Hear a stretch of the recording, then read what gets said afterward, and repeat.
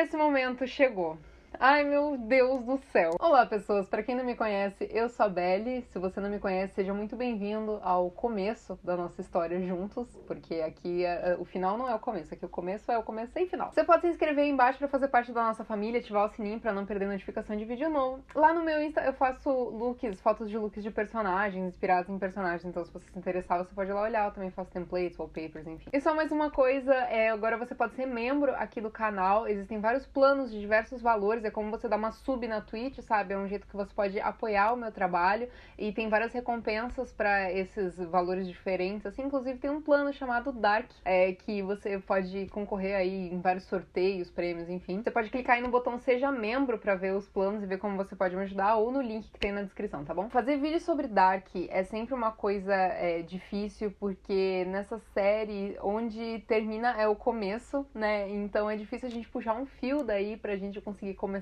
a falar sobre alguma coisa. Então eu decidi falar primeiro sobre a minha experiência pessoal, emocionalmente falando, assistindo a série. E, logicamente, a terceira temporada. E logo em seguida eu vou falar com detalhes sobre a terceira temporada e todos os seus acontecimentos. E vai ser meio que por ordem de núcleos, assim, e não de episódios. Dark é uma série que me marcou muito. Ao longo desses 3 anos é uma série que me fez pensar fora da caixa, me fez teorizar, me fez buscar explicações até, sei lá, num papel de parede, numa cena, e me fez sentir muitas coisas diferentes. É uma série que me trouxe muitas sensações. Quando eu assisti a primeira temporada lá em 2017, eu tava num momento muito feliz da minha vida. E é engraçado porque aconteceu tanta coisa na minha vida entre a primeira e a segunda temporadas que eu vi a segunda temporada de uma forma muito diferente do que eu vi a primeira. E agora a terceira temporada finalmente chegou e, assim, que experiência, cara. Eu espero sinceramente que essa série seja levada, assim, por gerações, porque ela é uma série fascinante. E a série conseguiu, apesar de tantas viagens e quebra-cabeças surreais, entregar um final que foi agridoce pra gente. Eu chorei, eu sorri, eu terminei a série leve, como se eu tivesse terminado um capítulo, assim, na minha vida. E é meio doido pensar assim, porque não é como se Dark fosse uma série super longa, de, sei lá, 8 temporadas, 10 temporadas, sabe, pra marcar um grande período da sua vida. Mas é uma série de 3 temporadas tão amarradas, tão bem feitas, e que nos levam numa jornada tão louca, que é muito doido pensar que em algum momento isso ia acabar, sabe? Eu acho que o final me trouxe uma sensação de leveza, porque eu vi o Jonas e os outros personagens sofrerem tanto, passar por tantos perrengues ao longo desses anos todos, né, que, assim, pra mim foi um alívio que ele conseguiu colocar um fim nisso. Por mais que tenha terminado aí com a não existência do Jonas, da Marta e de outros personagens que a gente ama muito, mas logo eu vou falar mais sobre isso, sobre se eles deixaram mesmo de existir. Um dos nossos maiores medos pra essa terceira temporada era se eles conseguiriam resolver todas as questões que ficaram em aberto, né, da primeira e da segunda temporadas. Porque é uma série tão complexa e tão cheia de detalhes que parecia impossível eles encontrarem um desfecho para absolutamente tudo. O meu maior medo, particularmente falando, foi justamente o que eles colocaram no finalzinho da segunda temporada, a questão de aparecer uma Marta de um outro universo. Eu falei sobre isso no meu vídeo da segunda temporada, que inclusive é um vídeo bem legal, eu acertei várias teorias lá, tá aqui nos cards o link do vídeo caso você não tenha visto, mas eu tenho um pouco de medo porque, assim, essa coisa de mundo paralelo parece que é muito fácil de se justificar as coisas, sabe? Qualquer coisa justificado com, tudo bem, é no mundo paralelo, sabe? Mas a série foi além, a série teve um motivo real pra tudo ter acontecido. Um ponto de início de fato, depois de tantos nós e voltas. E eu que tive tanto medo do Jonas ser realmente o Adam, porque eu não queria que o meu queridinho se tornasse alguém como o Adam, porque eu meio que achava que ele era um grande vilão, no fim das contas eu me vi torcendo pelo Adam. Que nem eu torci pelo Jonas. Dark, nessa última temporada, principalmente, nos mostrou ser uma série humana. É uma série que fala de amor, de perdas, de sacrifícios, de ir além por alguém que você ama. Se a gente soubesse onde as nossas decisões nos levariam, a gente mudaria o nosso destino? Essa é uma frase muito marcante que basicamente é uma síntese do que a série nos quer passar. A terceira temporada nos trouxe com muito mais detalhes esse universo alternativo. Inclusive, eles tiveram até o capricho de colocar as letras viradas, né, nas datas, principalmente aí no início da temporada. E a gente viu que os personagens eram meio opostos do mundo do Jonas, né? O Ulrich, ele não era mais casado com a Catarina, ele estava casado com a Hannah. Quem morava na casa dos Canvald era a Catarina e os filhos. E eles fizeram até uma brincadeirinha com a nossa cara com relação ao olho do Torben Roller, né? No mundo alternativo alternativo, ele não tinha um braço. E no fim das contas também a gente nunca vai saber o que houve com o olho do homem, né? Porque quando eles jogaram aquela piadinha ali no final, não ficamos sabendo. No fim das contas, eu acho que realmente o ator tinha se machucado, como tinham dito, né? Que ele tinha se machucado antes das filmagens. E deles aproveitaram aí esse gancho pra fazer a brincadeira. Esse mundo alternativo é o mundo onde a Claudia, na segunda temporada, tinha dito pro Jonas que ela tinha visto e que era um mundo sem ele. E que também era um mundo muito mais sombrio. E veja bem, o mundo alternativo realmente tem uma atmosfera mais densa. Vinden estava sempre coberta de névoa, a fotografia era ainda mais escura e os personagens, eles tinham uma caracterização mais pesada. O exemplo mais claro é o próprio Magnus, né? Porque ele tinha aí o cabelo preto comprido, todo tatuado, extremo oposto dele, loirinho ali, todo inocentão, que ele é no mundo normal do Jonas. Dark é uma série que sempre mostrou sobre a importância de uma atmosfera ambiente. E mais pra frente no vídeo eu vou falar mais sobre a questão disso e no que os criadores se inspiraram. E eles fizeram brincadeira até com fantasia, né? Na escola Dark, tava todo mundo fantasiado e tudo mais, a gente viu referência até ao Iluminado, do Stanley Kubrick. E mais uma vez, a gente viu a presença tão forte da peça Ariadne na história. Eu falei um pouco desse paralelo entre Marta e Ariadne no meu vídeo de perfil psicológico dos personagens, eu vou deixar aqui nos cards, mas amanhã eu vou soltar um vídeo explicando melhor sobre a peça Ariadne e toda a relação dela e da influência dela em Dark. Agora que a gente tem a terceira temporada, né, eu consigo traçar um paralelo melhor aí da peça, né, de toda a sua história, seu embasamento com Dark, né, então anotem na agenda pra você voltar aqui amanhã que vai sair esse vídeo da importância da peça pra Dark e de todas as suas comparações paralelas.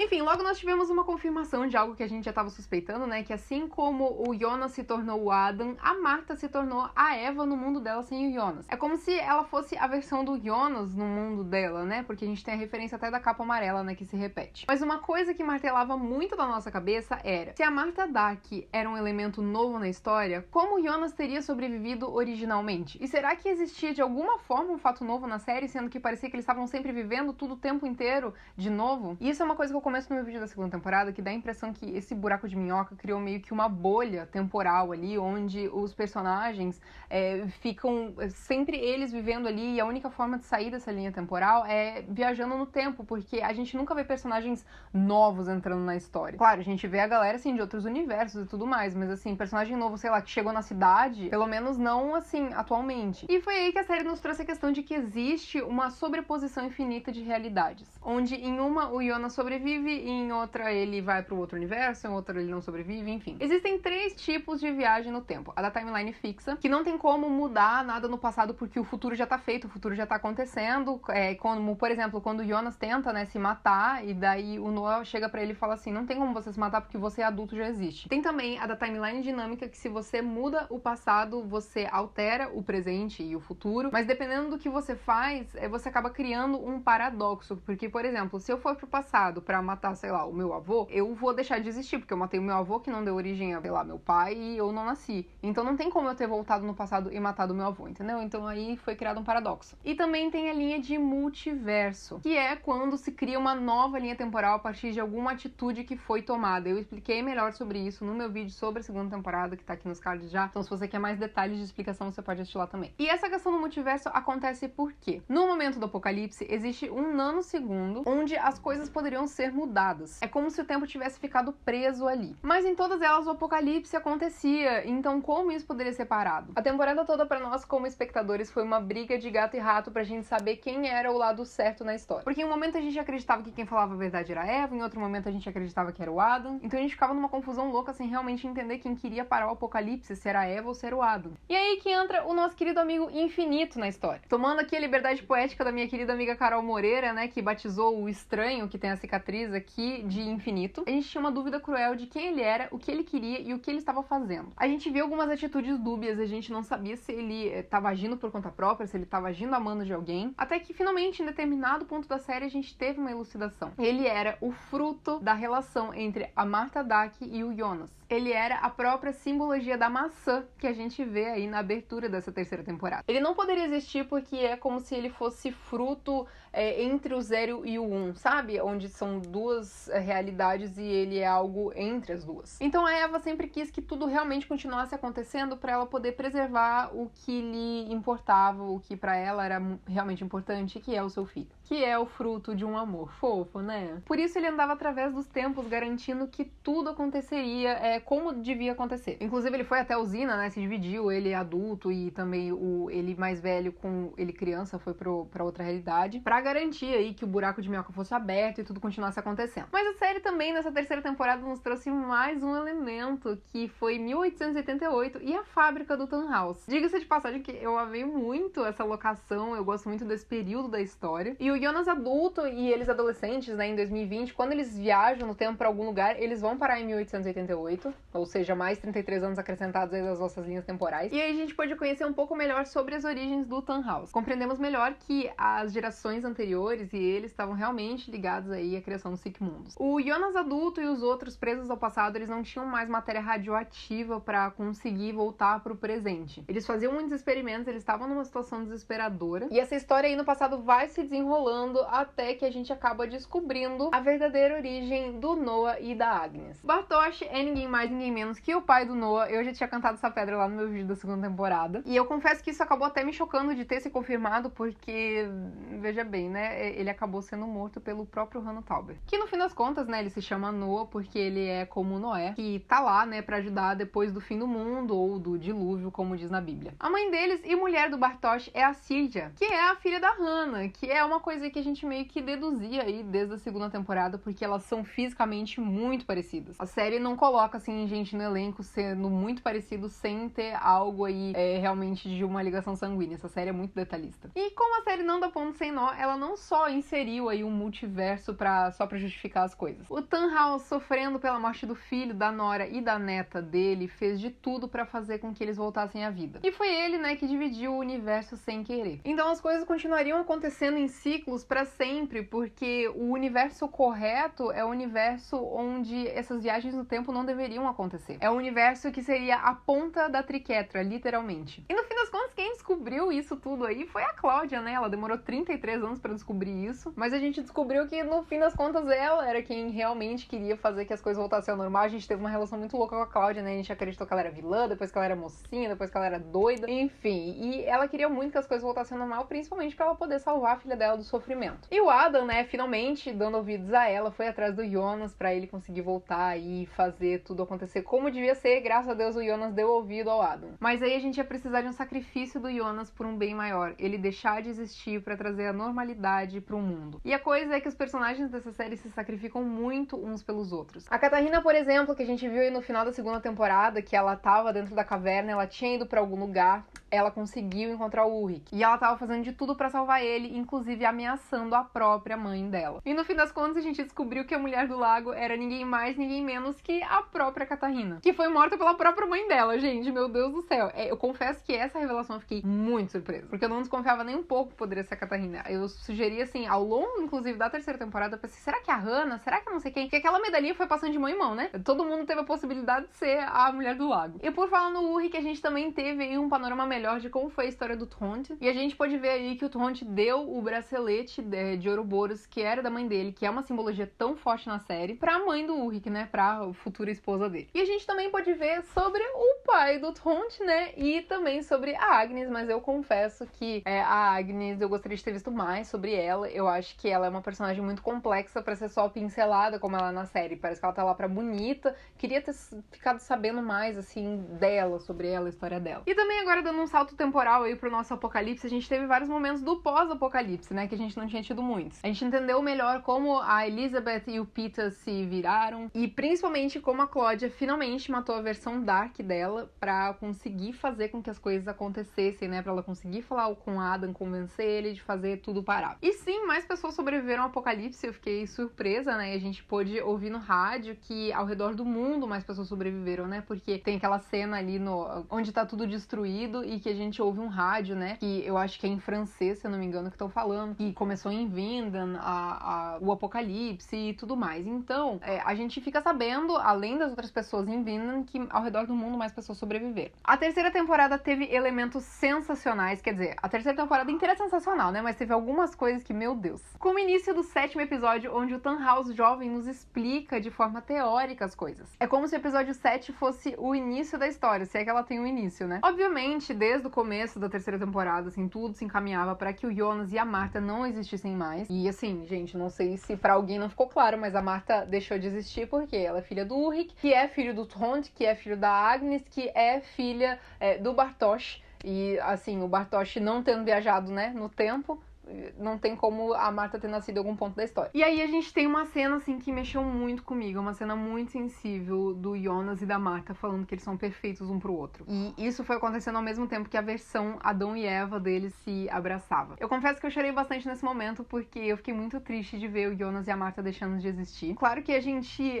tem outros personagens, vários, que deixaram de existir também, mas assim, a gente sofreu tanto com eles, principalmente com o Jonas, sabe, que merecia viver, gente. É triste porque o Jonas sabia desde o início que ele ia deixar de existir em algum momento. E mesmo assim, ele não parou de lutar pra trazer as coisas pro normal. E aí a gente tem uma cena que torna o final tão leve, no fim das contas. A reunião aí de todo mundo que era amigo e não era fruto de viagens no tempo. Achei inusitado ver o Waller com a Hannah, mas a gente teve um momento que alimenta o nosso imaginário de fã. Ela tá grávida de um garoto chamado Jonas. Teoricamente, não tem como o Jonas nascer da forma que a gente conhece, né? Porque ele tem que ser filho do Michael com a Hannah. Mas essa série faz tudo ser possível, então a gente imagina que o Jonas vai existir de alguma forma. Ele pode não ter a aparência física do Jonas Kahnwald, mas alguma coisa da essência dele ele vai ter. Ou quem sabe tem a aparência física dele mesmo, né? Porque essa série só se reinventa, então a gente nunca sabe o que pode acontecer. E por incrível que pareça, a gente viu que sim, eles tinham realmente tudo planejado nos mínimos detalhes desde lá do início. Os dois criadores, né, o Baran e a Jante, eles falaram que na segunda temporada eles tiveram uma dificuldade de pra onde levar os personagens, mas eu acredito que eles tinham uma espinha dorsal do que eles queriam que acontecesse, mas eles tinham que criar cenas com base nisso, né? E é o tipo de série que eu defendo com unhas e dentes, porque é uma série com uma história fechada, planejada, não interessa o sucesso, vai ter número X de temporadas e acabou. Eu queria muito que as pessoas enaltecessem mais as séries europeias como elas enaltecem Dark. Eu tenho uma playlist aqui no meu canal de vídeos de séries europeias, eu falo muito delas por aqui, porque eu amo séries europeias. Mas de qualquer forma, Dark é disparado a melhor série da Netflix. Eu não tenho dúvida nenhuma disso, pra mim é uma obra-prima e também é uma das melhores séries já feitas na história, independente de plataforma. Ela beira a perfeição, isso se a pessoa for muito crítica e detalhista, porque pra mim ela é uma série perfeita, ela tem um desenvolvimento perfeito, ela tem um final perfeito. Assistir essa série por uma segunda ou uma terceira vez é uma experiência maravilhosa. Você compreende melhor a atitude de cada personagem em cena, você entende melhor cada ação que gerou uma reação, e agora a gente finalmente consegue entender que a série conta a história de um mundo que acabou sendo dividido em dois depois de uma tentativa fracassada de volta ao passado. E de como as pessoas que foram afetadas por esse evento estão lidando com as coisas da vida, e de como elas tentam consertar o passado para que um apocalipse iminente não aconteça no presente. A história sempre nos trouxe uma narrativa que inicialmente parecia ser confusa, mas conforme as coisas iam se encaixando, tudo ia fazendo sentido. Eu acho que o processo de desenvolvimento da série foi feito assim por famílias, eles foram interligando elas, acredito que eles tinham uma espinha da série como um todo, e depois foi feito meio que por núcleos familiares, porque todas as famílias estão conectadas de alguma forma e todas são peças importantes do quebra-cabeça. Foi encontrado um recurso gráfico, assim, super legal nessa terceira temporada, que a tela é sugada quando muda aí de mundo, né, de universo, assim como o relógio faz um tique quando mudamos de época. Em determinado momento aí daí ficou uma transição temporal muito frequente, então eles começaram a colocar os números em tela mesmo, bem grandões, e eu achei isso bem didático, mais fácil de ser compreendido. E eu gosto muito do recurso que eles usam há tempos na série, da tela ser dividida em duas situações. Muitas vezes são casos acontecendo de forma diferente nos dois universos, ou alguma situação, sei lá, de causa e efeito, como, por exemplo, quando o Ulrich tá traindo a mulher e daí mostra a mulher traída na outra metade da tela, enfim. Faz com que a gente entenda que as situações que acontecem nesses mundos paralelos, elas afetam muitas pessoas como um todo, e não só os personagens envolvidos. E além de tudo, a série é cheia de surpresas, simbologias, referências bíblicas, mitológicas, e também trata muito da individualidade de cada vivência. Como cada personagem encara situações que eles estão vivendo, e a forma com que eles lidam com isso. O Baran bo Odar e a Jante Fries, que são os criadores da série, já falaram que duas das grandes inspirações para a série são o Stephen King, todo o seu universo literário, e também a por mim muito amada Twin Peaks do David Lynch. Assim como Twin Peaks, Dark nos mostra a importância de uma atmosfera e uma ambientação. Vinden tá sempre chovendo, é uma cidade praticamente isolada do mundo, e tem vários elementos-chave que se repetem, como por exemplo, a capa de chuva amarela do Jonas. E é muito louco, gente, porque a série é tão detalhista, porque eles falam muito na série do Apparat, né, que é aquele aparato, né, de viagem no tempo. O nome do artista que canta a música de abertura é Apparat, e o nome da música é Goodbye, então é como se o aparato dissesse tchau. Enfim, essa série faz a gente teorizar umas coisas muito loucas. E a série vai muito além de uma série de ficção científica, uma fotografia sensacional e uma história perfeitamente orquestrada. Eu acho que essa temporada conseguiu botar um ponto final em tudo, mas caso alguém tenha ficado com alguma dúvida, pode colocar aí nos comentários que eu posso responder. Inclusive, segunda-feira vai ter uma live no canal da Carol Moreira, eu vou estar lá acompanhando a live junto com vocês. Ela vai tirar algumas dúvidas ao vivo, então caso eu não responda nos comentários, também vai ter essa live dela. E Dark foi uma viagem muito incrível que, no fim das contas, teve um final. E um final digno de toda a sua grandiosidade. Que alegria poder acompanhar essa série desde o início. Muito obrigada a vocês que fizeram parte dessa jornada de Dark aqui comigo no canal. Vou continuar aí fazendo vídeo sobre a série, mas mesmo assim queria agradecer porque, sério, de verdade, é uma série que enche meu coração, é uma das minhas séries favoritas, amo muito. Chegamos a um final agridoce, um final triste, mas felizinho também. Eu terminei leve, não sei como vocês terminaram, mas eu fiquei muito feliz com esse final, assim, tipo, eu falei que eu fiquei triste, mas fiquei feliz, né? Mas é que eu fiquei feliz porque foi um bom final, entendeu? Então, perfeito pra mim. E é isso aí. Um beijo pra vocês e até a próxima.